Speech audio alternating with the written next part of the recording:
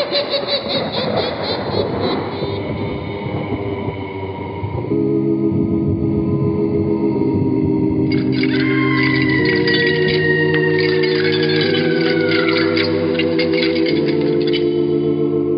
Mysterious Old Radio Listening Society podcast.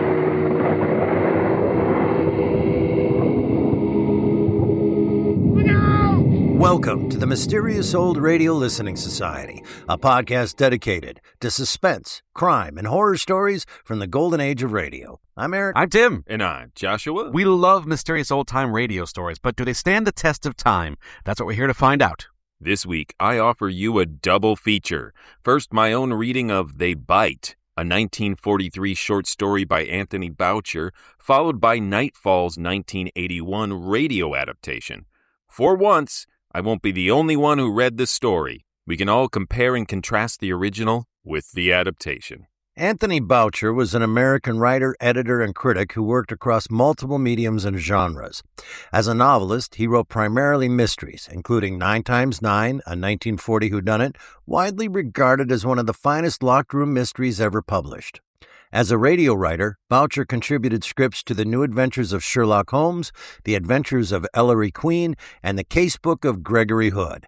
As a translator, he was among the first to bring the work of the renowned Argentine writer Jorge Luis Borges into English, beginning with The Garden of Forking Paths in a 1948 issue of Ellery Queen's Mystery Magazine. Boucher really wrote horror, and when he did, it was often a playful send-up of the genre. For example, his 1942 Hugo Award-winning novella, The Complete Werewolf, tells the story of a mild-mannered philosophy professor turned werewolf and his absurd encounters with devil worshippers, Hollywood starlets, G-men, Nazis, and at least one talking cat.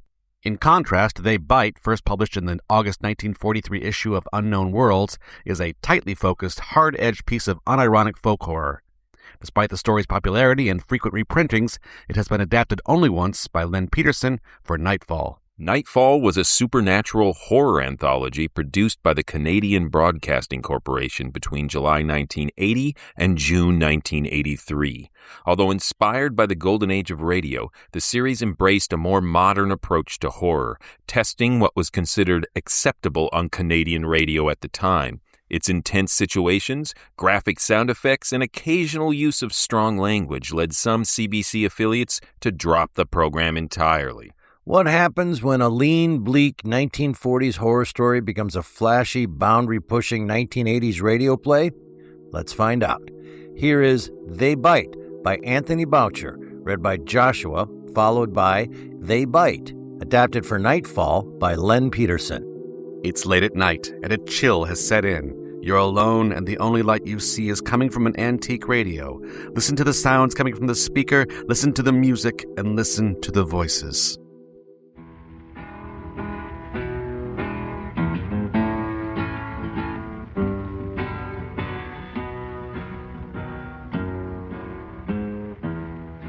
There was no path, only the almost vertical ascent.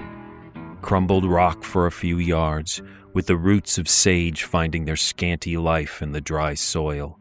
Then jagged outcroppings of crude crags, sometimes with accidental footholds, sometimes with overhanging and untrustworthy branches of greasewood, sometimes with no aid to climbing but the leverage of your muscles and the ingenuity of your balance. The sage was as drably green as the rock was drably brown. The only color was the occasional rosy spikes of a barrel cactus.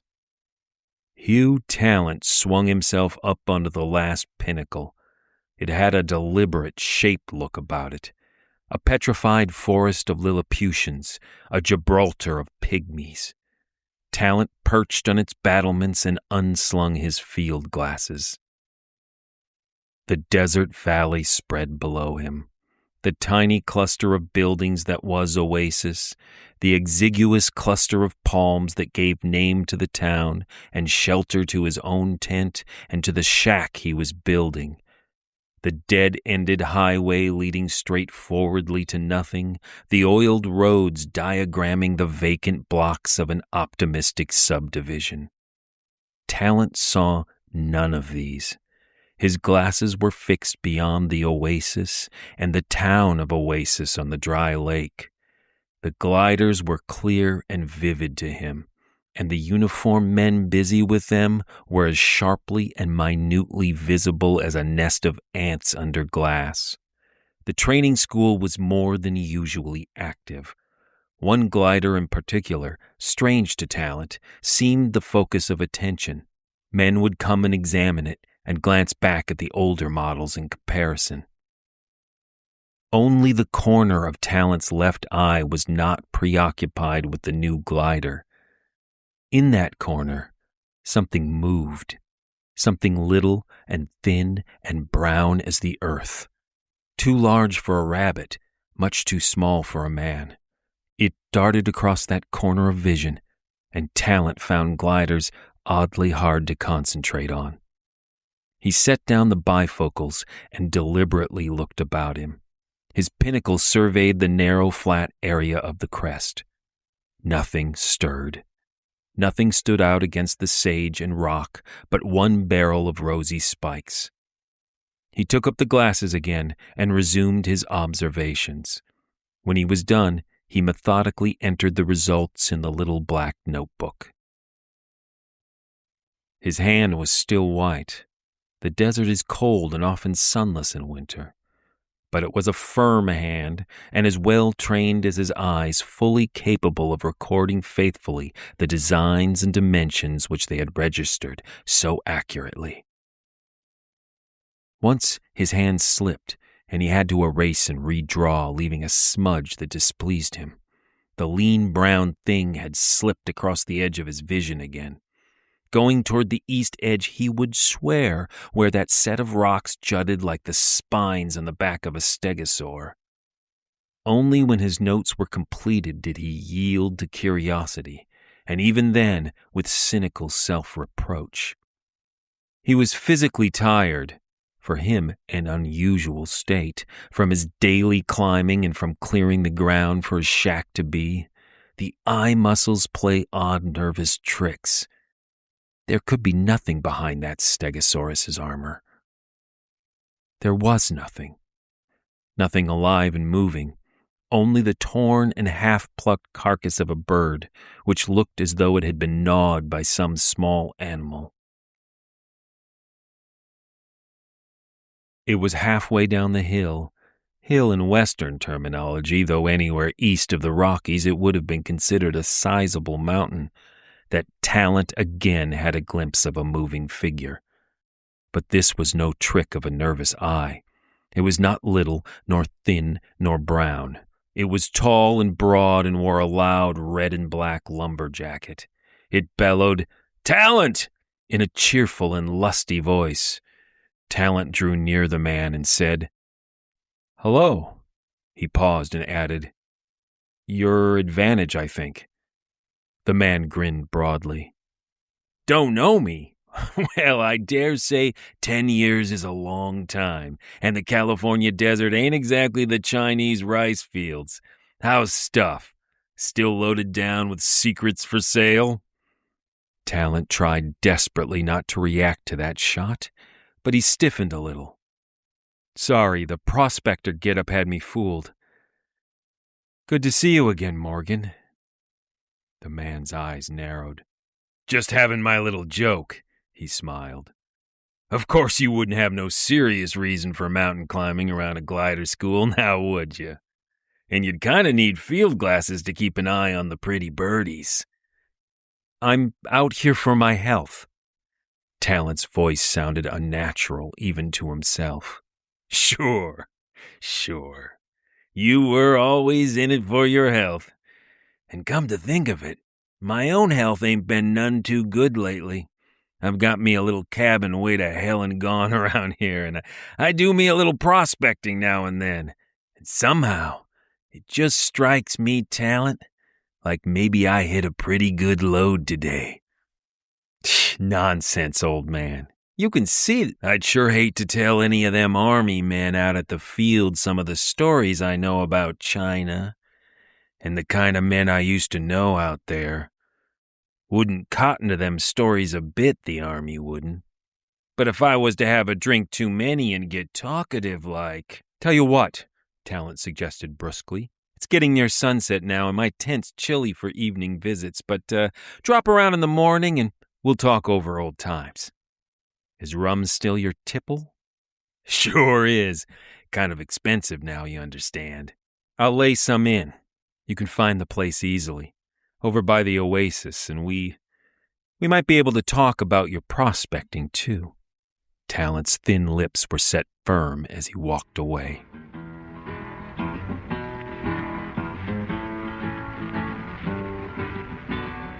The bartender opened a bottle of beer and plunked it on the damp circled counter. "That'll be 20 cents, he said, then added as an afterthought. "Want a glass? Sometimes tourists do." Talent looked at the others sitting at the counter, the red-eyed and unshaven old man, the flight sergeant unhappily drinking a Coke. It was after Army hours for beer. The young man with the long, dirty trench coat and the pipe and the new-looking brown beard, and saw no glasses. I guess I won't be a tourist, he decided. This was the first time Talent had had a chance to visit the desert sports spot. It was as well to be seen around in a community. Otherwise, people begin to wonder and say, "Who is that man out by the Oasis? Why don't you ever see him anyplace?" The sports spot was quiet that night. The four of them at the counter, 2 Army boys shooting pool, and a half-dozen of the local men gathered about a round poker table, soberly and wordlessly cleaning a construction worker whose mind seemed more on his beer than on his cards. "You just passing through?" the bartender asked sociably. Talent shook his head. "I'm moving in. When the Army turned me down for my lungs, I decided I better do something about it. Heard so much about your climate here, I thought I might as well try it." "Sure thing," the bartender nodded. "You take up until they started this glider school. Just about every guy you meet in this desert is here for his health. Me? I had sinus. And look at me now. It's in the air." Talent breathed the atmosphere of smoke and beer suds, but did not smile. "I'm looking forward to miracles." "You'll get 'em. Whereabouts you staying?" "Over that way a bit." The agent called it the old Carker place. Talent felt the curious listening silence and frowned. The bartender had started to speak and then thought better of it. The young man with the beard looked at him oddly. The old man fixed him with red and watery eyes that had a faded glint of pity in them. For a moment, Talent felt a chill that had nothing to do with the night air of the desert. The old man drank his beer in quick gulps and frowned as though trying to formulate a sentence. At last he wiped beer from his bristly lips and said, "You wasn't aiming to stay in the adobe, was you?" "No, it's pretty much gone to pieces. Easier to rig up a little shack than try to make the adobe livable. Meanwhile, I've got a tent." "That's all right then, maybe. But mind you don't go poking around that there adobe." "I don't think I'm apt to, but why not? Want another beer?" The old man shook his head reluctantly and slid from his stool to the ground. "No thanks. I don't rightly know as I—" "Yes?" "Nothing. Thanks all the same." He turned and shuffled to the door. Talent smiled. "But why should I stay clear of the adobe?" he called after him. The old man mumbled. "What?" "They bite," said the old man, and went out shivering into the night. The bartender was back at his post. "I'm glad he didn't take that beer you offered him," he said. "Along about this time in the evening, I have to stop serving him. For once, he had the sense to quit." Talent pushed his own empty bottle forward. "I hope I didn't frighten him away." "Frighten? Well, mister, I think maybe that's just what you did do. He didn't want beer that sort of came, like you might say, from the old Carker place. Some of the old-timers here, they're funny that way." Talent grinned. "Is it haunted?" "Not what you'd call haunted, no. No ghost there that I ever heard of." He wiped the counter with a cloth and seemed to wipe the subject away with it. The flight sergeant pushed his Coke bottle away, hunted in his pocket for nickels, and went over to the pinball machine. The young man with the beard slid onto his vacant stool. "Hope old Jake didn't worry you," he said. Talent laughed. I suppose every town has its deserted homestead with a grisly tradition. But this sounds a little different. No ghosts, and they bite? Do you know anything about it? A little, the young man said seriously. a little. Just enough to... Talent was curious. Have one on me and tell me about it. The flight sergeant swore bitterly at the machine. Beer gurgled through the beard. You see, the young man began, the desert's so big you can't be alone in it. Ever notice that? It's all empty, and there's nothing in sight, but there's always something moving over there where you can't quite see it. It's something very dry and thin and brown. Only when you look around, it isn't there. Ever see it? Optical fatigue, Talent began. Sure, I know. Every man to his own legend. There isn't a tribe of Indians hasn't got some way of accounting for it. You've heard of the Watchers? And the 20th century white man comes along, and it's optical fatigue. Only in the 19th century, things weren't quite the same. And there were the Carkers. You've got a specialized local legend? Call it that. You glimpse things out of the corner of your mind, same like you glimpse lean, dry things out of the corner of your eye. And you encase them in solid circumstance, and they're not so bad. That is known as the growth of legend, the folk mind in action. You take the Carkers and the things you don't quite see, and you put them together, and they bite. Talent wondered how long that beard had been absorbing beer. And what were the Carkers? He prompted politely. Ever hear of Sawney Bean? Scotland, reign of James I? Or maybe the 6th, though I think Rockheed's wrong in that for once. Or let's be more modern. Ever hear of the Benders, Kansas in the 1870s? No? Ever hear of Procrustes? Or Polyphemus? Or Fee Fi Fo Fum? There are ogres, you know. They're no legend. They're fact, they are. The inn where 9 guests left for every 10 that arrived, the mountain cabin that sheltered travelers from the snow, sheltered them all winter till the melting spring uncovered their bones, the lonely stretches of road that so many passengers traveled halfway. You'll find 'em everywhere. All over Europe, and pretty much in this country too before communications became what they are. Profitable business. And it wasn't just the profit. The Benders made money, sure, but that wasn't why they killed all their victims as carefully as a kosher butcher. Sawney Bean got so he didn't give a damn about the profit. He just needed to lay in more meat for the winter. And think of the chances you'd have at an oasis. So these Carkers of yours were, as you call them, ogres? Carkers, ogres, maybe they were the Benders. The Benders were never seen alive, you know, after the townspeople found those curiously butchered bones. There's a rumor they got this far west, and the time checks pretty well. There wasn't any town here in the 80s, just a couple of Indian families, last of a dying tribe living at the oasis. They vanished after the Carkers moved in. That's not so surprising. The white race is a sort of super ogre anyway. Nobody worried about them, but they used to worry about why so many travelers never got across this stretch of desert. The travelers used to stop over at the Carkers, you see, and somehow they often never got any farther. Their wagons would be found maybe 15 miles beyond in the desert. Sometimes they found the bones, too, parched and white. Gnawed looking, they said sometimes. And nobody ever did anything about these Carkers? Oh, sure. Now, we didn't have King James VI, only I still think it was the first, to ride up on a great white horse for a gesture, but twice army detachments came here and wiped them all out. Twice? One wiping out would do for most families, Talent smiled. That was no slip. They wiped out the Carkers twice because, you see, once didn't do any good. They wiped 'em out and still travelers vanished, and still there were gnawed bones, so they wiped 'em out again. After that, they gave up, and people detoured the oasis. Made a longer, harder trip, but after all, Talent laughed. You mean to say these Carkers were immortal? I don't know about immortal.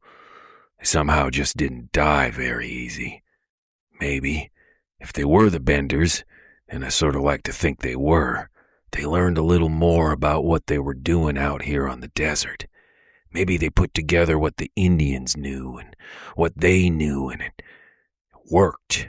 Maybe whatever they made their sacrifices to understood 'em better out here than in Kansas. And what's become of them, aside from seeing them out of the corner of the eye? There's 40 years between the last of the Carker history and this new settlement at the oasis, and people won't talk much about what they learned here in the first year or so. Only that they stay away from that old Carker adobe. They tell some stories.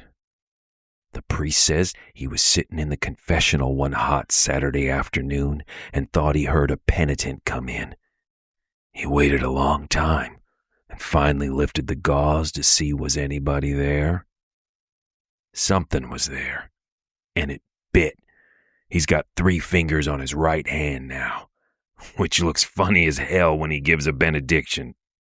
Talent pushed their 2 bottles toward the bartender. That yarn, my young friend, has earned another beer. How about it, bartender?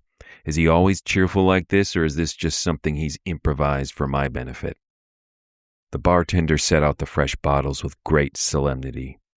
Me? I wouldn't have told you all that myself, but then he's a stranger too and maybe don't feel the same way we do here. For him, it's just a story.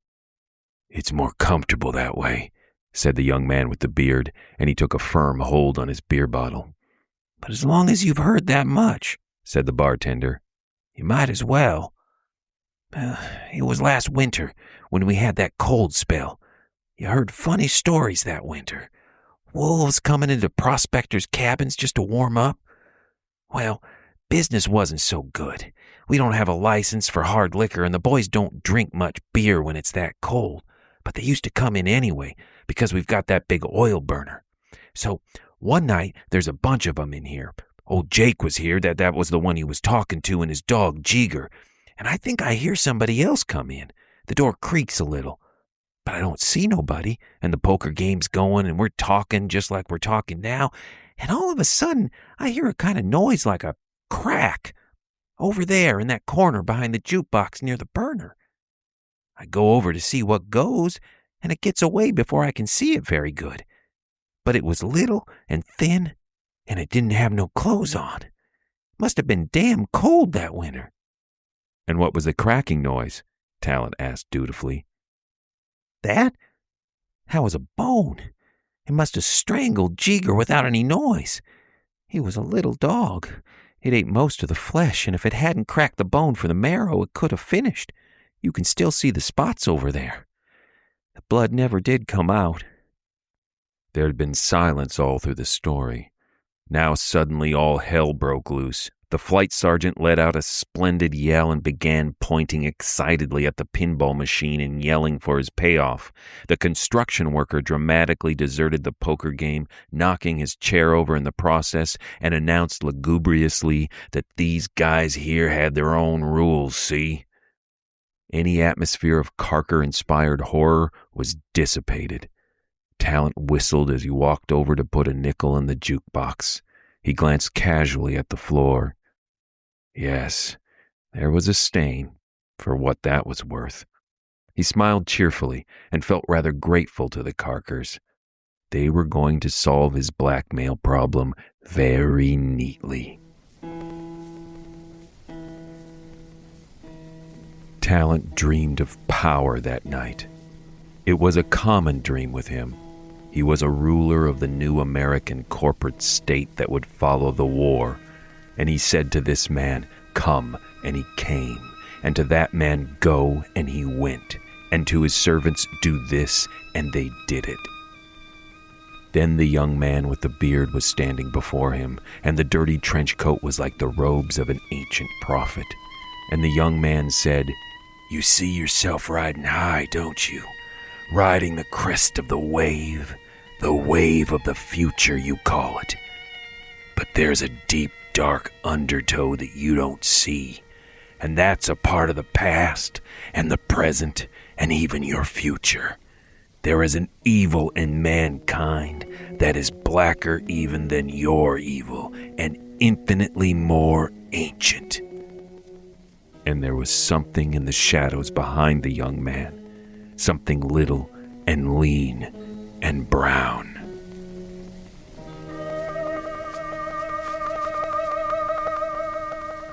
Talent's dream did not disturb him the following morning, nor did the thought of the approaching interview with Morgan. He fried his bacon and eggs and devoured them cheerfully. The wind had died down for a change, and the sun was warm enough so that he could strip to the waist while he cleared land for his shack. His machete glinted brilliantly as it swung through the air and struck at the roots of the brush. When Morgan arrived, his full face was red and sweating. "It's cool over there in the shade of the adobe," Talent suggested. "We'll be more comfortable." And in the comfortable shade of the adobe, he swung the machete once and clove Morgan's full, red, sweating face in two. It was so simple. It took less effort than uprooting a clump of sage, and it was so safe.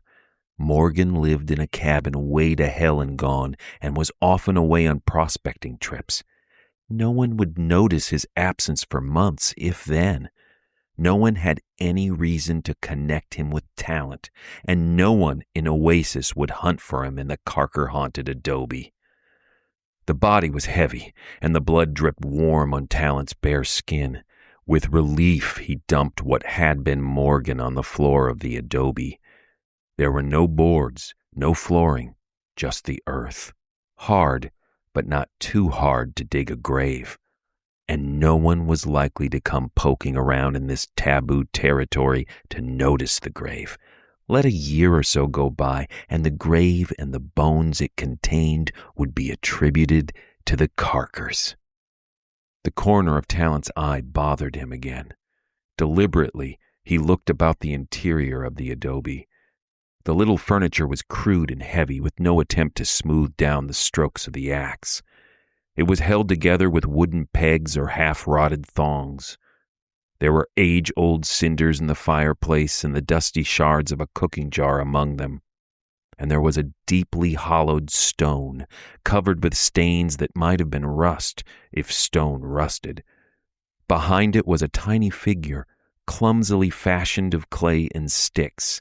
It was something like a man, and something like a lizard, and something like the things that flit across the corner of the eye. Curious now, Talent peered about further. He penetrated to the corner that the one unglassed window lighted but dimly. And there he let out a little choking gasp. For a moment he was rigid with horror. Then he smiled and all but laughed out loud. This explained everything. Some curious individual had seen this, and from his accounts had burgeoned the whole legend. The Carkers had indeed learned something from the Indians, but that secret was the art of embalming. It was a perfect mummy. Either the Indian art had shrunk bodies, or this was that of a 10-year-old boy. There was no flesh, only skin and bone and taut, dry stretches of tendon between. The eyelids were closed. The sockets looked hollow underneath them. The nose was sunken and almost lost. The scant lips were tightly curled back from the long and very white teeth, which stood forth all the more brilliantly against the deep brown skin. It was a curious little trove, this mummy. Talent was already calculating the chances for raising a decent sum of money from an interested anthropologist. Murder can produce such delightfully profitable chance byproducts. when he noticed the infinitesimal rise and fall of the chest.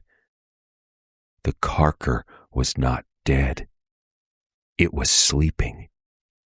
Talent did not dare stop to think beyond the instant. This was no time to pause to consider if such things were possible in a well-ordered world. It was no time to reflect on the disposal of the body of Morgan. It was a time to snatch up your machete and get out of there. But in the doorway, he halted. There, coming across the desert, heading for the adobe, clearly seen this time, was another. A female. He made an involuntary gesture of indecision. The blade of the machete clanged ringingly against the adobe wall. He heard the dry shuffling of a roused sleeper behind him. He turned fully now, the machete raised. Dispose of this nearer one first, then face the female. There was no room even for terror in his thoughts, only for action. The lean brown shape darted at him avidly. He moved lightly away and stood poised for its second charge. It shot forward again. He took one step back, machete arm raised, and fell headlong over the corpse of Morgan. Before he could rise, the thin thing was upon him. Its sharp teeth had met through the palm of his left hand. The machete moved swiftly. The thin, dry body fell headless to the floor. There was no blood. The grip of the teeth did not relax. Pain coursed up Talent's left arm, a sharper, more bitter pain than you would expect from the bite, almost as though venom. He dropped the machete, and his strong white hand plucked and twisted at the dry brown lips. The teeth stayed clenched, unrelaxing. He sat bracing his back against the wall and gripped the head between his knees. He pulled. His flesh ripped and blood formed dusty clots on the dirt floor, but the bite was firm. His world had become reduced now to that hand and that head. Nothing outside mattered. He must free himself. He raised his aching arm to his face, and with his own teeth he tore at that unrelenting grip. The dry flesh crumbled away in desert dust, but the teeth were locked fast. He tore his lip against their white keenness and tasted in his mouth the sweetness of blood and something else.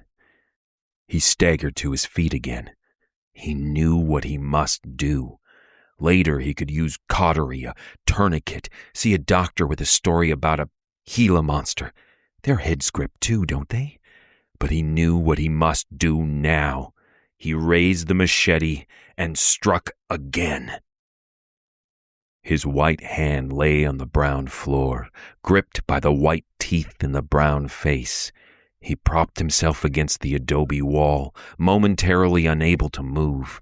His open wrist hung over the deeply hollowed stone. His blood and his strength and his life poured out before the little figure of sticks and clay. The female stood in the doorway now, the sun bright on her thin brownness. She did not move. He knew that she was waiting for the hollow stone to fill.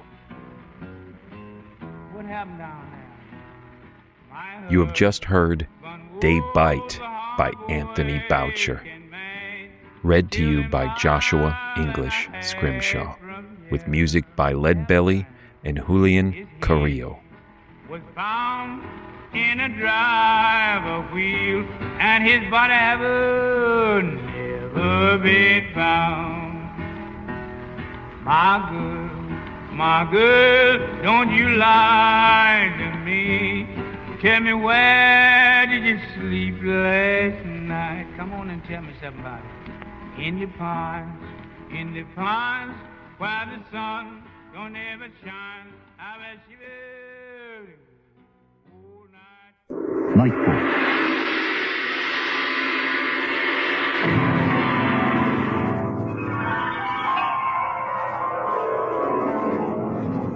In the dream, you are falling, lost in the listening distance, as dark locks in.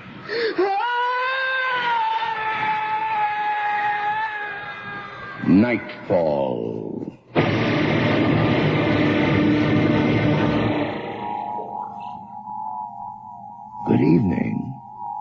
Tonight's story takes place on the road to nowhere, Nevada. It has to do with people who are homesick for themselves. Based on a short story by Anthony Boucher and dramatized for radio by Len Peterson. The play is called A Bite. There it is! Where? What'd you see? What? Nothing. Shadow flickering. Corner of my eye. Hey, this ain't Vietnam, Huey Blair. A gook behind every bush and blade of grass. War's over. This is your United States, the great American desert. I'm not going crazy. Don't give me that look, Corey. The heat, Huey boy. Too much sun. Hit for the shade, huh? I heard wild creatures. Saw them almost. Something wild.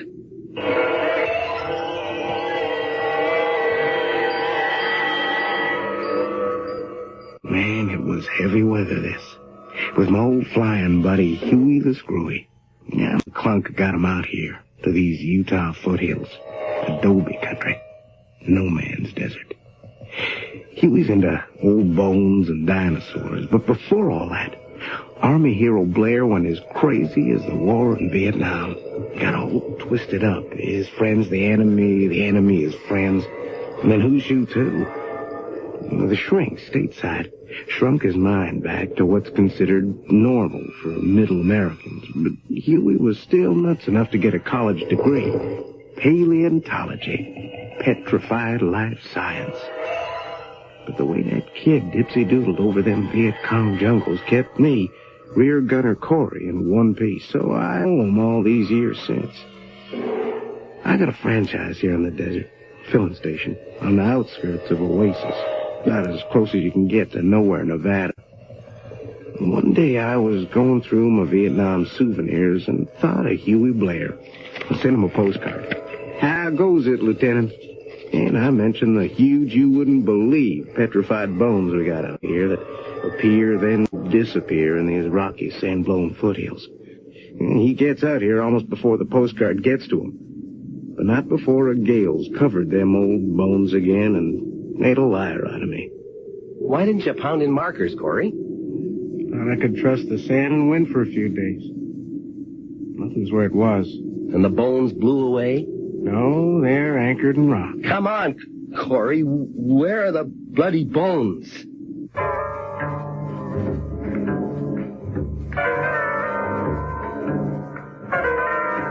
Well, we never did find the bones I seen. Wind found them for us one howler of a night. But the wind didn't blow away them weird sounds and shadows. Hear that? No. But see that? Yeah. Stegosaur bones. What bones? Stegosaur. Small-headed, hunchback, spike-tailed, plant-eating dinosaur. See these? Double row of upright plates along the back for defense. Hey, am I still stringing you? Corey, you've delivered. What do you figure he'd weigh in at? 25 tons. With a brain the size of a fox terrier or a military commander. 2.5 ounces. Corey, there's a good chance we've got a complete skeleton. If the stern end is down under the sand back there. Start digging to see? No, to cover it up. What? You don't want this critter? An army glider down the valley there. It's too close. If they spot this flying low, it's goodbye bones. Souvenir hunters will come swarming all over. And that'll be the end of 25 tons of stegosaur. Scratches on these bones. Huh? Teeth marks. I've never seen that. And those marks were made before the bones turned to stone. Huh. What do you make of it? Ever see teeth marks like that? Well, I'm no dentist. Not from any animal that exists today. Powerful bite, but not a large creature. Killer or scavenger? Corey, this could be the biggest discovery in paleontology in 100 years. What? These teeth marks. The great mystery. What killed off the dinosaurs? Maybe this is the first clue. Let's grab a shovel. Cover the jewels. Jewels? Bushel of hooked diamonds wouldn't be worth what we've got here. Shovel, Corey. Leave this beast inch by inch. Keep the rest covered up. When I'm ready to call my gang from the museum to come and fetch him. What in creation is making those sounds? There it is! What? Where? Gone. It's gone. So you're seeing it too? I don't know if I really saw anything. Maybe. Maybe not. Getting you, Sarge? Yeah. It's getting you.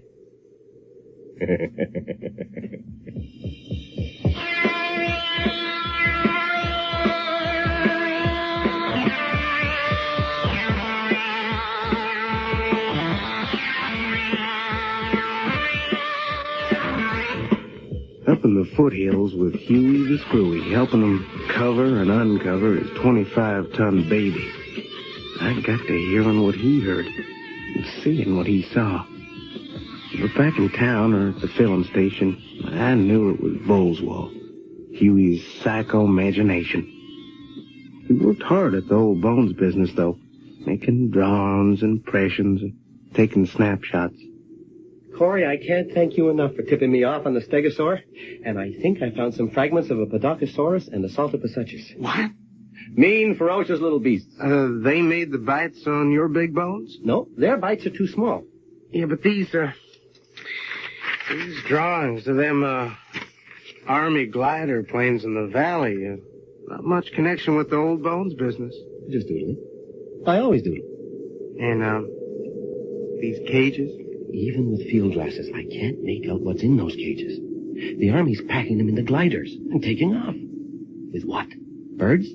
Animals? What do you care, Huey? We're out of that. Something's going on. Oh, stick to your bones. Well, I am sticking. They're not going anywhere without me. Well, good. You're the doctor. Hey, keep quiet. What? They're sniffing around again. So let 'em. Let 'em! They ain't brontosauruses, and they ain't tyrannosauruses. See? I've been boning up on your monsters. Don't let 'em buzz and chirp. So what? More than buzzing and chirping now. Barking, howling. I don't hear nothing. That's not part of the territory. Liar. Look behind those rocks. Carcasses of birds, rabbits, rodents. So what? They're torn apart, devoured by powerful jaws and sharp teeth. Of what? Creatures that don't exist to you. Huey the Screwy. You can see, hear anything in the desert. Stop working like a dog. It's hard enough to melt a snake. There's always the cactus bar over an oasis. What? Oh. I kind of thirsty at that. Huey, I've heard talk. Talk? Yeah, local folks wondering who is that camped up in the foothills near the old Carker place. Is he on the run, hiding out? You're sure to get snoopers snooping on you if you don't stop acting like a fugitive. You got it right. I am on the run. I am a fugitive.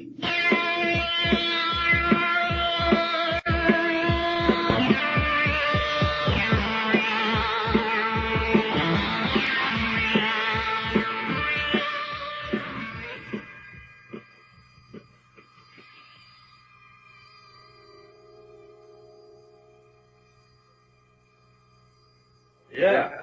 Yes, sir. First mark on the house, after that I overcharge. Set him up, Sid. This is Hugh Blair. Hey. Yeah, Set him up was in our war, too. Was a barkeep.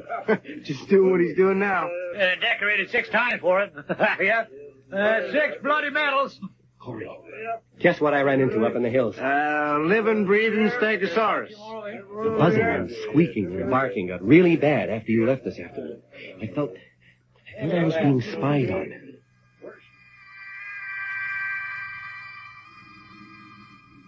Some guy. Tanned, full beard, pack-sack like a prospector. Blair? He knows my name. Hugh Blair. Lieutenant? Morgan. Morgan from Vietnam. Morgan, the desk-flying major. If Morgan had $1 for every pointless death, theirs and ours, to his credit, he'd be a rich man. Morgan, the last straw on the Vietnam manure pile. Only my straitjacket saved Morgan from a lethal blast of napalm. Lieutenant Blair. That's right, Major. How have you been? Fine. Just fine. No more, trouble? No more, Crazies? Well, I didn't mean... The crazies, all gone, Major. You're well again, Blair. Good. Fit, Major. Except for a spot on one lung. That's why I'm hanging out here. This hot, dry air is supposed to clear me up. Is that your tent? Just over the ridge? Yeah. How about yourself? I thought you were still in the Army. No. Back to my real trade. Prospecting. Find anything? Paid to keep my mouth shut. Sure. Sketchpad you got there? Yes. Going arty on us, Blair? Can't just sit around. I'd go nuts. Is that a glider you're drawing? Landscapes, mostly. Rocks, foothills. Does the glider field down there interest you, Blair? Not especially. Have you figured out their function? The gliders, I mean. No. Well, any new tricks since we were nervous in the service? You reckon so? Let me see your sketches. Not worth looking at. Let me see them. Show me. Sorry, Morgan. You're not my superior officer now. Just an old buddy. Trying to keep you out of trouble. Yeah? See you around. Clear up that spot on your lung, Blair. And, don't get any more.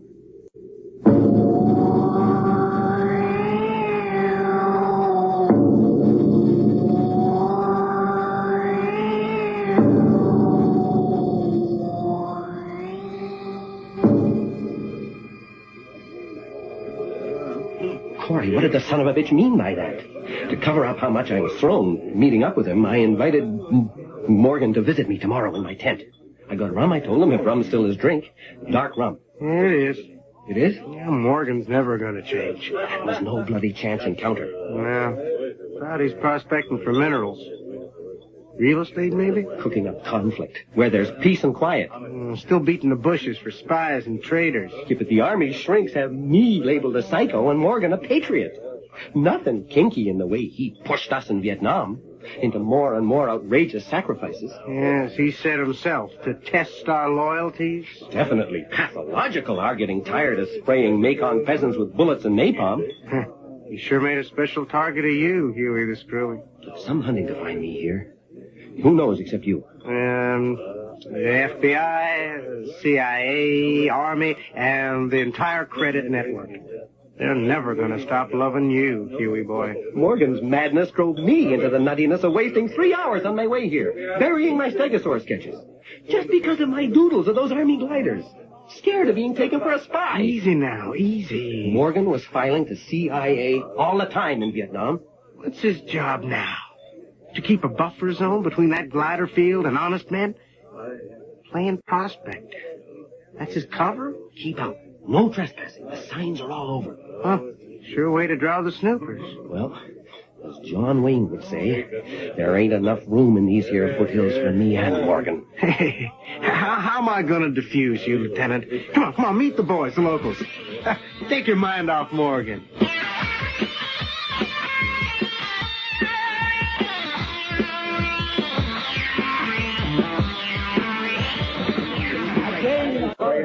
Best poker players in these parts. That's Fred, Joe, Art, PW, and old Jake. This flying buddy of mine from Nam, Hugh Blair. He's got a lung trouble, so we come to God's country for a cure. Yeah, we seen you was camping up near the Carker place. Don't know as that's healthy, though. Carker place? Adobe hut, just one hill over from that tent of yours now.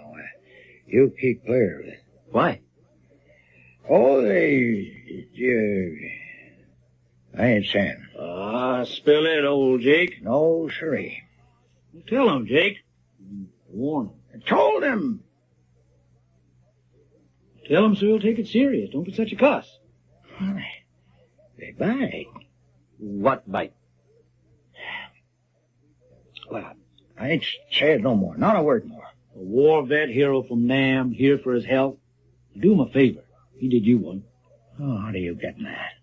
Weren't for him, you'd be sitting playing poker with the inscrutable Viet Cong. Set 'em up, shit. I don't want nothing from the Carker place coming after me worse than Viet Cong. I tell you, the Carkers were homesteaders.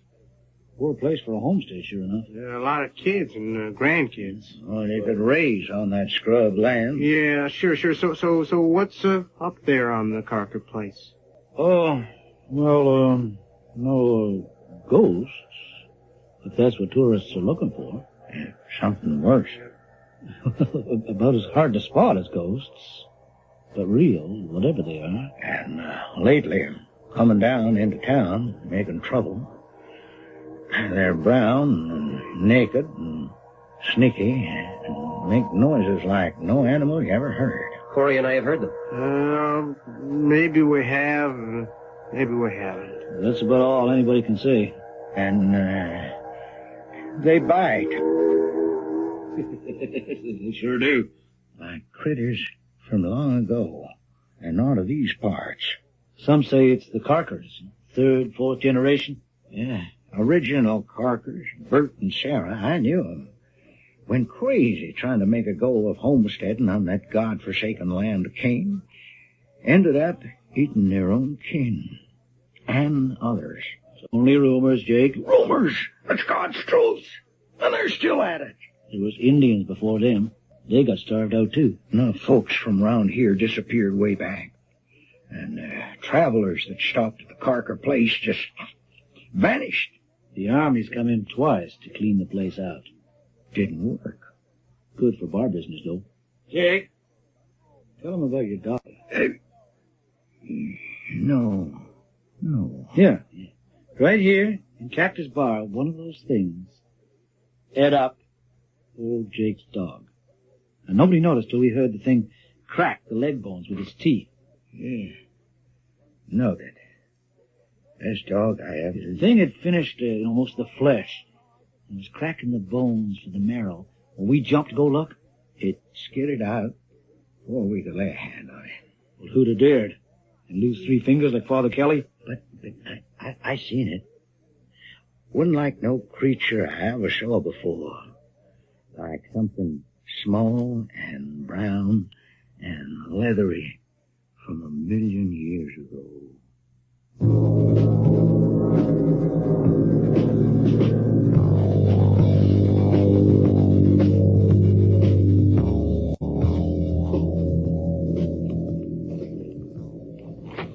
Worth the price of admission, Hugh?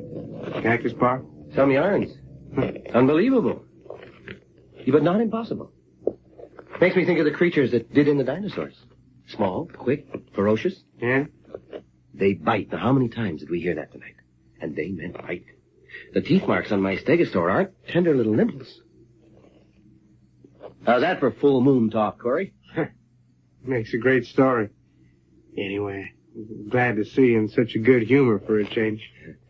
Maybe the Army has discovered those prehistoric creatures and is trapping them. The Army will breed them and turn them loose on the enemy. Great sport, as Moon thought, Huey. It all comes together, huh? Those cages. For the no-see-em critters? Another airborne weapon? Is that why Morgan came snooping? Because he thinks I'm onto a top secret. Why don't you ask him? If he comes for the rum, I offered him.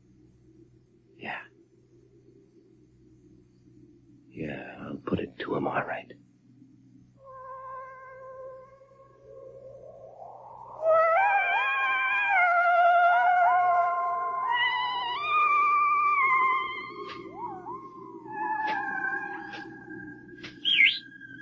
Lieutenant Hugh Blair of the Fighting Army Air Corps. Yes, sir, Major Morgan. As you were. Easy. Well, I've come for that free shot of rum you promised. Yes, sir. What are you, up to with that machete? Oh, just clearing sage. For the hell of it. So much of what we do, Major, is just for the hell of it. Yeah. Seems, yeah. Sort of got the habit in the Domino War. Read any books on the war since coming back? Few. Man fights first, then finds out after what for. What have you found out, Major? Something. Not so different from what you were screaming about when you went, mental. And we shipped you home. Is that so, Major?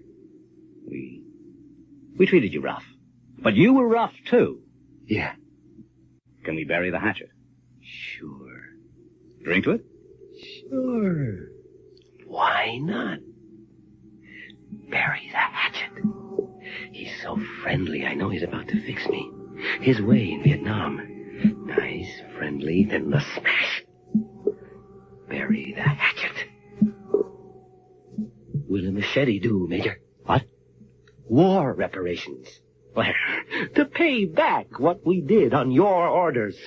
For the hell of it. What are you talking about? What we learned in the Domino War. War? The war's over. I beat you to the jump. Well, what are you doing with that machete? Burying the hatchet, Major. In your...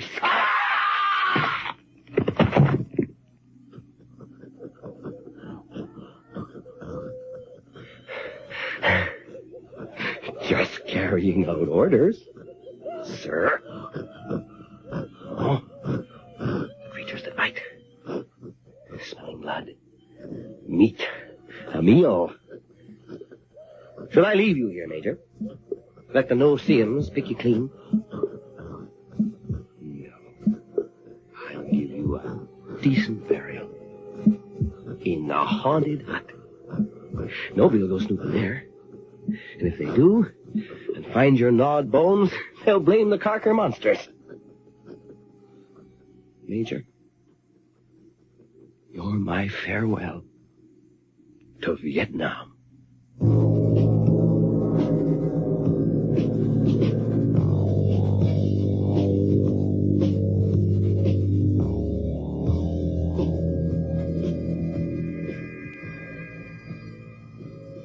The adobe hut. What was in it when I got there? Bits of crude furniture, cinders in the fireplace. And near it, a tiny rough figure of clay and straw, half human, half lizard. And below that, a hollowed stone covered with dried blood and fresh. The rest of what happened we'll have to piece together. Huey scrawled words on the wall of the hut in wet clay and blood. Carter sure knew how to keep snoopers out of this hut. A mummified woman? Skin and bone. Eyelids shut tight. Nose sunk in. Lips curled back from the teeth. Am I imagining? Her chest rising and falling? Breathing? Alive? This Carker? Sleeping? A creature that bites? Hugh grabs his machete, makes for the door. No burying Morgan now. No, no! Across the desert, a brown, skinny creature, savage woman, comes hurrying to the hut. Hewitt turns back inside, drops the machete. The mummy sinks her sharp teeth into Blair's left hand and holds on. Let go! Hugh grabs the machete again and slashes the carcass. Severs the dry, bloodless body from the head. But the creature's teeth stay locked in his hand. Let go! He can't rip the clenched teeth loose with his free hand. Bloody creature! Or with his own teeth savagely bite. Crazed by the pain, he swings the machete to free himself. And his hand and the gripping white teeth of the thing that bites tumble to the floor beside Morgan. Free! Again, he makes for the door, but the female creature hurries toward him. He moves back into the hut. I can't beat her. Outside, running. Ambush her. Inside the door. But the blood flowing from his gaping wrist into the hollowed stone so weakens him, he falls to his knees. The woman creature fills the doorway, but comes no further. She waits for his spurting blood to fill the hollow stone. The way you stand there, creature, Woman, I know you've waited many times for the stone to fill with warm, red blood.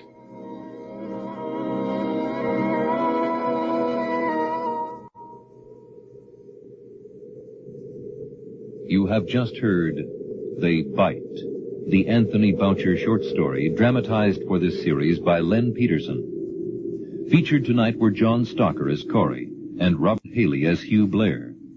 You also heard David Calderisi as Morgan, Ken James as Set-em-up Sid, and Mabel Moore as Old Jake. Our recording engineer this week is Tom Shipton, with sound effects by Matt Wilcott. The series story editor is Earl Toppings, with the production assistance of Nancy McElveen. Nightfall is produced and directed for CBC Radio by Bill Howell.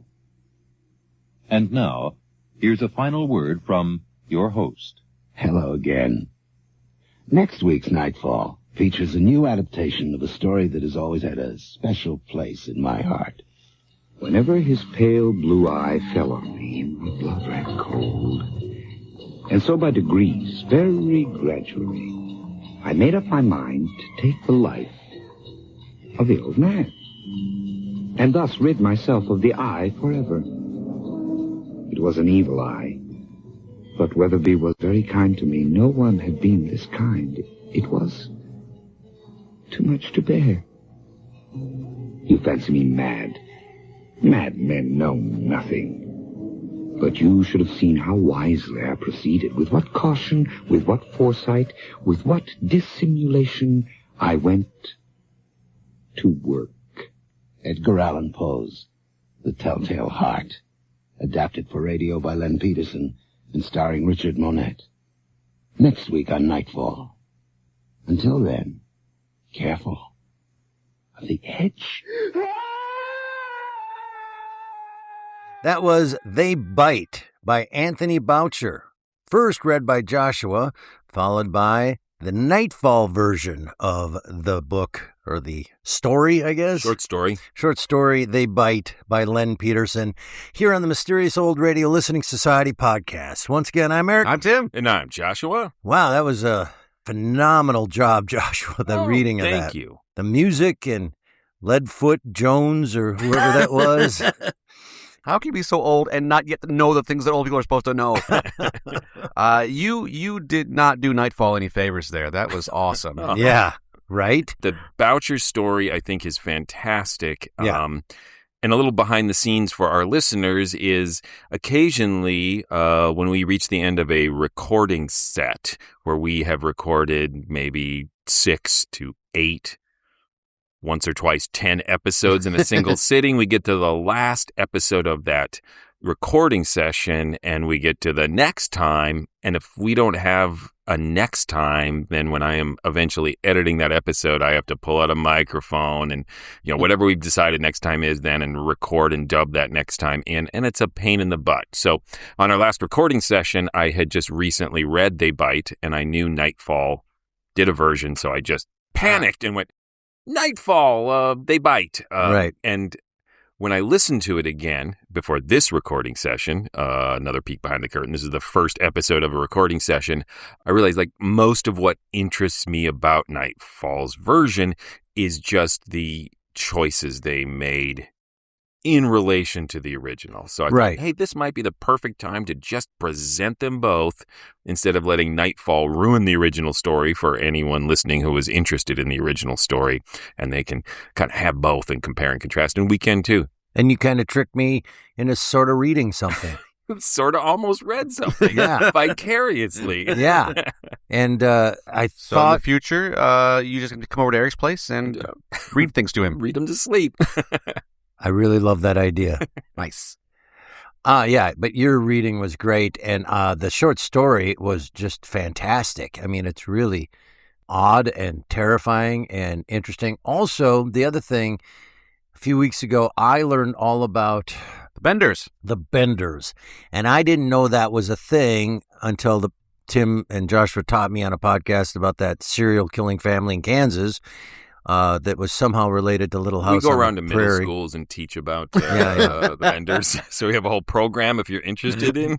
We'll come We there. drive around in an unmarked white van. And So would you say that Peterson's short story was inspired by the story of the Benders? I mean, Bouchers? Yes, I'm sorry, Bouchers. Yeah, I think he was inspired by the Benders for sure, but what he does with the story, I think he makes it his own. And Right. one of the choices I really like is that the protagonist is evil. Right. He's a spy. This is not written in 1943, so he's working against the U.S. government, which means he's supplying these secrets to the Axis powers. He has that strange dream where he imagines himself as the ruler after the war of the American corporate state, and it has all this biblical language in it, and it's just really authoritarian and strange. as a dream, just the phrase of "I say come and they come, and I say go." Yeah, and they go. which is from the centurion says that the one who asks Jesus to heal his servant, and it's his way of saying, "I understand power, and you, Jesus, you got the power." So it is an expression of power, obviously, in the Right. dream, but and its sources too, and to make it all just that icky combination of religion and government and power. Do you know how many biblical references we would have missed in this podcast had you not been a part of it? Tim gets them all. I bet pretty well. Yeah, But he's a former snake handler. yes, I am. All right. Well, we're not kidding. I don't get any of them. But yeah, then it's also interesting that he brings up in the short story the Benders, but then other stories throughout history of travelers stopping somewhere, and being Eaten killed or in some way. Yeah. So this is like the fact that the Bender thing wasn't a thing that happened, that it's a trend. Well, it's like setting up to a fundamental essential aspect of frontier worlds. Right. I can't remember which version it was, but it is a world in which 10 people will come, 9 people will leave. Yeah. It's a thing with humans that in a frontier world that 1 out of every 10 Stuckies is going to be a problem. Yeah. That in the You might get absence of a killed. really strong civic structure, there's a percentage of people who will just be feral. Right. And then when people die of even natural reasons because of this hostile environment, it's a new one that they are pioneering, it can then also be attributed to these kind of folk stories and creatures of horror, whether they really exist or not. And that is part of that debate going on in the bar that I really like in Boucher's story, where talent seems skeptical of it all right up to the last moment. Mm-hmm. Even once willing he's to killed. exploit it. Yeah. To pivot a little towards comparison of the two, the pacing of the story itself, I thought, was so good. Which one? Joshua's or the? Yeah, I'm sorry. Yes, Boucher's. the original short story. The story moves quickly, like there's no fat on it. Right. But it builds its moments meticulously. There's beat by beat getting you to the emotional space to punch you in the face, as it does, versus Nightfall, which is just a wild screaming run at the story. A really good description. There's something appropriate, though, to that for tone. their adaptation. Yes.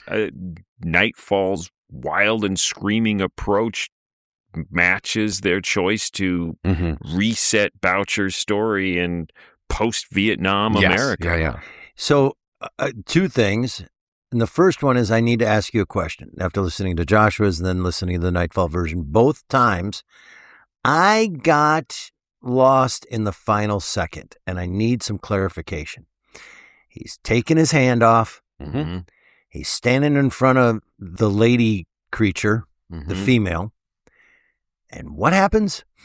Like, I didn't quite catch. I'll give you what my take is.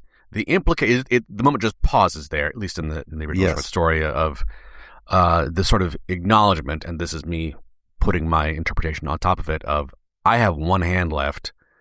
I did pretty good against this last thing, but I had to lose a hand over it, and I maybe can kill that thing, but if it bites me, then I can't cut my other hand off. Right. That even in his best situation, he's dead. And he's losing all that blood. Yeah. Sure. And also the image of it pouring into this bowl that he found that is the hollow in the floor. The hollow in the floor that's set next to the idol, the kind of lizard god thing, and that he realizes that he has become part of this ancient ritual. And he's a sacrifice. He mentioned specifically that she has probably stood there and watched blood drain into this bowl over and over again. So, and he is part of the folk horror that was being described to him at the bar now. I just wanted to make sure that it was, as I just found out, somewhat open-ended of an ending and me not just missing something. You are to take for granted that this is the end or whatever you want, but there is nothing that I wouldn't missed. think there's a definitive thing that's kind of... Thank you. That's all I was asking. Did I miss? It is alluded to, but I think it's very clearly he's going to die. He will just not wanted to hear it. Yeah. Or I needed another 4 minutes. Woman will clamp onto his stump, stop the bleeding by biting down on it. And you don't know. He'll just go to the bar. Now. He'll have the little woman stuck on his stump. You don't know. He didn't write it, so that could have happened. Yeah, good. Could have been totally... Finish your story, Only Boucher. a flesh wound. I'll be okay. Right? Yeah, now I got to walk around going, I don't know. Maybe they got married. Thing in the Boucher board. We don't know. The other then question I have, for me, listening to you read it and then hearing Nightfall's version, and this is what's going to be an interesting question. For me, I thought it was pretty faithful adaptation by Nightfall. At the end, I think the problem is it tried to be really faithful in the last 10 minutes, so it had to speed through the actual elements of the story, and I think it added a lot of contemporary things that I think were fascinating from a historical perspective, changing that lens from World War II to Vietnam, but ultimately detracted from the ending, mainly just because it didn't leave itself enough time. It rushes through that, and the actor just says everything so fast that it's hard to even track, I think. Would you say that had I not known the original short story that I would have had a hard time tracking the Nightfall version without that information ahead of time? I kind of went through the same question of, had I was not familiar with the story beforehand, what would I take away? That, like the relationship between the Major and the nutty guy whose name I clearly, Huey the Screwy. Huey the Screwy, thank you. Would have seemed to be more important to me than I took it to be, because the abuse of power, the madness that exists in war, that in listening to it, like, this is the not the original story part.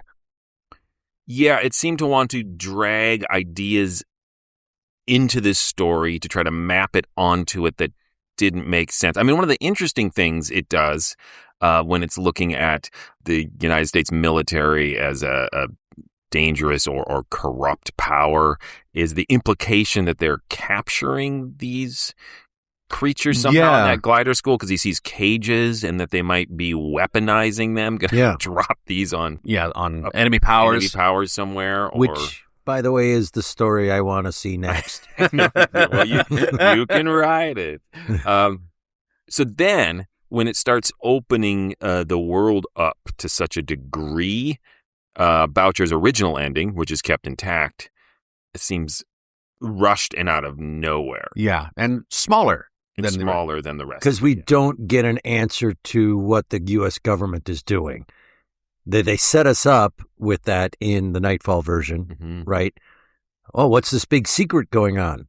And we don't get that answer. You can see some parallels if you really squint with Vietnam and Boucher's story, in that in the Nightfall version, Hugh sees himself as a sacrifice by the U.S. government in the war, and now here he is once again, perhaps literally, being sacrificed for whatever the government is planning to do with these carkers. But I still think it's a stretch as written, and they needed to underscore that more or draw it out in some way. Also, interesting of often in radio that you want a first-person sort of narrator person to step in, to be his friend who's not him, to sort of introduce us to him. That being able to be in his head the whole time, as in the story. I'm sorry, the Boucher version. They could make that character very antisocial and isolated. Yeah. In a way that he can't be in the radio version because they're not literally in his head like that. There's also an interesting thing that happens at the end of the Nightfall version where they switch to him narrating. Yeah. And that's a little awkward. And he couldn't possibly know these things unless he found the body and then he's making some guesses at what happened. So it's reading the journal written in offhand. In blood. Yes. Pardon me, ma'am. Can I speak to your husband for a minute about what happened when you two first met? There's a battle here, an interesting battle of theater of the mind art forms. The power of words on a page, theater of the mind, versus audio drama, theater of the mind. And it's that moment of, in Nightfall, he talks about, I forget the words he used, but when he kills him, the spear with the machete? The machete, yeah. Yeah. And what does he say? We're going to put a pin in it? No, that's not what he said. Oh, bury the hatchet. Bury the hatchet. Thank you. Put a pin in it. Ow, that's really annoying. Hit it out of my forehead. No, we're going to bury the hatchet. So he describes it, and then you hear, and he goes, Boucher's book, the detail of the words that he uses to describe the splitting his face in half. Yeah, and it's just that it's one sentence, and it just happens before you even know it. A win for books, theater of the mind. What I've envisioned in the short story was far more impactful, visceral, how he describes how easy it was. I think, that's the context going into it, the way those two characters, when it's in the Nightfall version, it's kind of just more straightforward of, I hate you, you've done me wrong, I'm going to attack you. The way the character is presented is kind of more of a generic, I'm nuts. Yes. Versus in the short story that it is this violence that comes all of a sudden, and it was otherwise presented as a pretty reserved character. And it's the casualness of the violence in Boucher's story that is shocking, as well as the description. Yeah. But also, you're entering a whole new relationship with that main character when you make him sympathetic instead of a villain from the top. Right. Because you're sympathetic, I think, to a certain extent with Huey. And it looked like Huey had got his life together, right? He went a little crazy. He got himself put together. He became a paleontologist. But then his encounter... a profession littered with former insane... Yeah. Oh, yeah. A lot of mental illness and incredibly lucrative as well. But then he meets Morgan, and that seems to trigger his insanity again. So you're in a very different position at the end of the Nightfall adaptation, I think. Yeah. And I think the fact that he is a Vietnam vet in 1981 is more relatable to the listeners, because everyone would know someone who went through that too, in a way that we don't as much today. Right. And I know we harp on this, and, maybe it's not fair, but... Do it! Again, who the hell's in charge of Nightfall's music? It's terrible in this, and it's always terrible, but this really doesn't match anything. Oh, I think it matches. It's not well done. Like, to me, this seemed like a poor man's Apocalypse Now. Like okay, all right, I'll give you that. And Vietnam vets. And all right. In the desert, it's just not good. I wanted but it isn't tonally off to me with this story, the way they did it. I wanted the lonely Western guitar sound. That's for Anthony Boucher's original story. Yep. This one, I think, it helped to sort of drag the story into the timeline and realm they wanted it to be in, aesthetically speaking. I wanted some Lead Belly flop. The other thing I think hurts Nightfall's adaptation is this paleontology angle that they clearly were inspired by the one-line metaphor used in the original story where Talent describes a rock outcropping like a stegosaurus. And to an actual stegosaurus. Yes, and I thought, oh, that's interesting. But the idea that these are just eternal creatures that have existed and possibly killed the dinosaurs is a little silly. Yeah, and to give away right off the bat, like, oh, there's little teeth marks here, so this isn't just some crazy family, or this. I like the Boucher version better in the sense, and I'm agreeing with you, that this is a family that can't be killed, and they've become over the years evolutionarily odd looking and terrifying, but they are still humans. This became lizards. These became velociraptors of some sort in the Nightfall version. I like that these are just some crazy people living in the desert. Well, and going through the initial go through of the Boucher version, which is my first brush with the story, and going through all they bite. That's the name of the story. So vampires, little critters running around. I had 5 different versions in my head before we got to the end and saw the thing start breathing, and like, that's what it is. Ew. Right. Yeah, so it defied your expectations but fulfilled them in the end, which is always hard to do. I really thought when I see they bite vampires that we're going into a vampire story. Honestly, when we're talking about the gliders, those are bats. This is vampires. He's spying on bats. What am I thinking? Why am I that's totally wrong. But right. And I wasn't disappointed it wasn't vampires. Normally I would be. Powerful endorsement. Wow. Yes.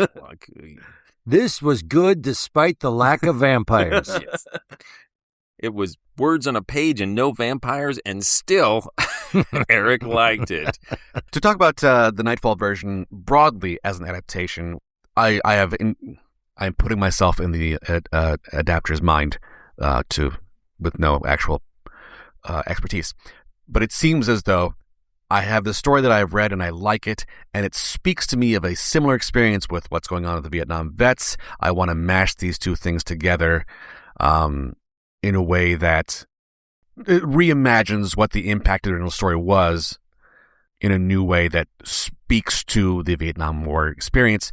I know I'm just describing what adaptations are, but to the degree that goal succeeds or fails, I think in part, as you said, the two ideas fight and they don't resolve into a harmonious insight in, like, a really good adaptation is a reflection of like the new ideas and the previous ideas speak to each other in a conversation that brings more out of each. Yes. And this one, they fought. Yeah. They just bickered. They talked at the same time. Yes.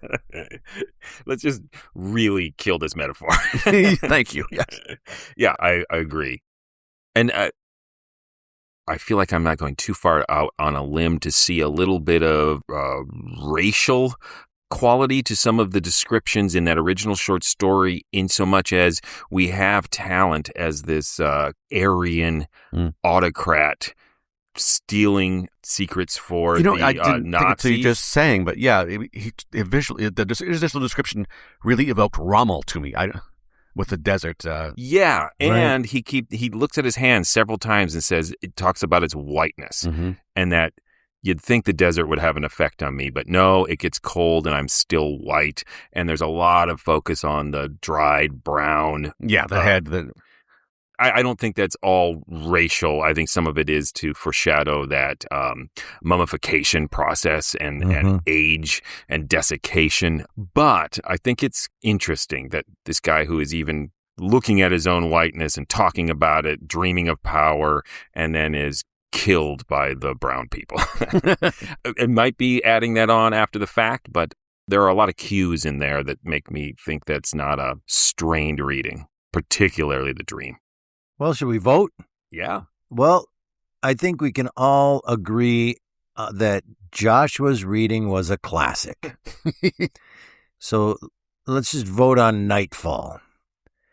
I'm going to probably surprise you and say I thought it was really, really good. I liked the adaptation. I liked the changes. I liked where it went with it.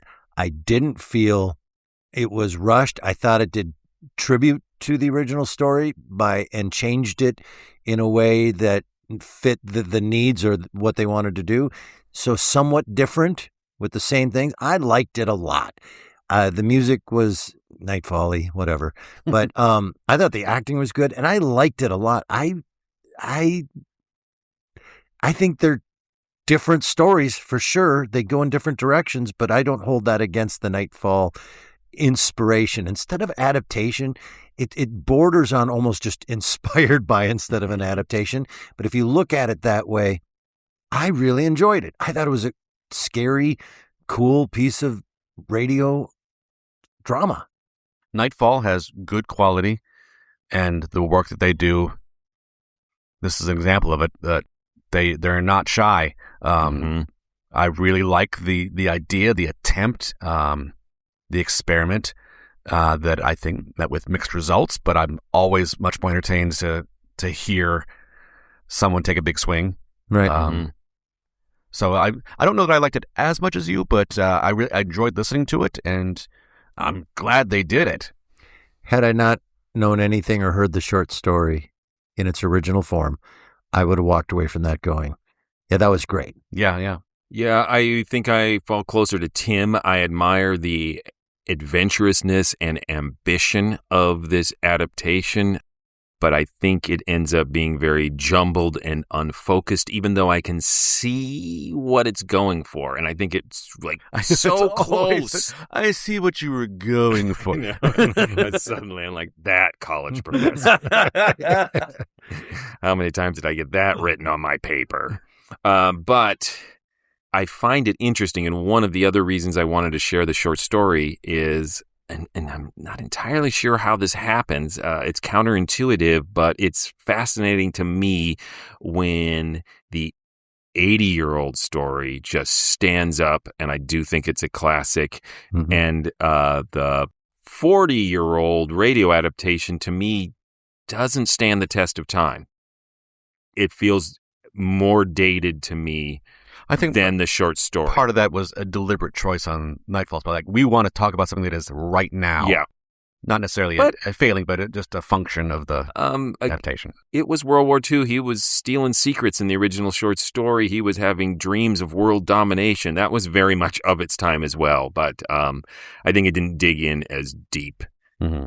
But yeah, I think the Nightfall version is historically interesting, and I admire the strength and beauty of its swing, even though I think it was a swing and a miss.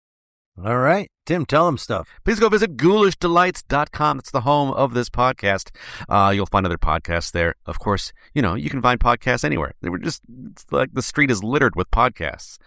But at ghoulishdelights.com. It's like bathrooms in England in the 1600s. Yeah. It's like manna. I could get another biblical reference for Eric, but, just gather enough podcasts for one day. No more. Give us our daily podcasts. Manna, the hands of fate. At ghoulishdelights.com, you can leave comments on our podcast episodes. You can vote in polls. I'm still doing the polls. I might stop someday, but for now they're still there. That's podcasting. Yay. You can also find links to our store if you'd like to buy a coffee mug or a t-shirt or some swag. This is pretty cool. I just saw someone out in the wild with a hat on. It was a pretty nice looking hat. One of our hats. It was. I totally did not recognize it was our hat. It had to be pointed out to me. And I was like, wow, that's really good. I was too surprised by the quality of this hat. You will also find a link to our Patreon page. Yes, go to patreon.com/themorals and support this podcast. We have so much bonus material just sitting there waiting for you to just hoover it up. We have lots of bonus podcasts, as we always mention, but we also have a handful of episodes of something we very occasionally do called Mysterious Old Bedtime Stories, which are readings of short stories. So if you enjoyed this one, there are at least 6 or 7 more among all the other bonus podcasts. So definitely become a member today. Yeah, They Bite's a terrible bedtime story. They snuggle. If you'd like to see the Mysterious Old Radio Listening Society Theater Company performing live on stage recreations of classic old-time radio shows, and a lot of our own original work, which includes me, Joshua Tim, and Shannon Custer, you can go to ghoulishdelights.com to see where we're performing, when we're performing, and what we're performing, how to get tickets. Come see us live doing radio plays. That's at ghoulishdelights.com, and we record the audio of that, and that's another perk of being a Patreon, as the audio of those performances gets posted for you as well. What's coming up next? Well, what's coming up next is another perk if you become a patron, and that is that we do Patreon requests. And we will be doing a request from James, an episode of The Shadow entitled Hypnotic Death. Until then, look out! I forgot to put that on there. You don't have this memorized, do you? Or do you have another one? We could say the line to you, then you repeat it. It's late at night. It's late at night. It's late.